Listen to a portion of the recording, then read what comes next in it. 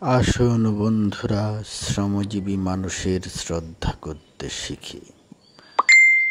বাংলাদেশের উন্নয়নের বিনির্মাণে বিভিন্ন প্রতিষ্ঠানে যে সকল পরিশ্রমী ব্যক্তি তাদের শ্রম দিয়ে, তাদের পায়ের ঘাম দিয়ে, রক্ত জল করে আমাদের এই সভ্যতার বিনির্মাণে কাজ করতেছে, তাদেরকে সবাই শ্রদ্ধা করি।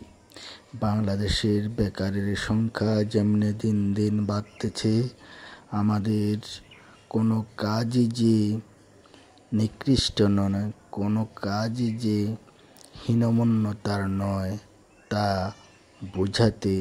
বুঝতে হবে, বোঝাতে হবে। প্রতিটা শ্রমজীবী মানুষের এই পরিশ্রমে আমাদের এই সভ্যতার বিকাশ। আমাদের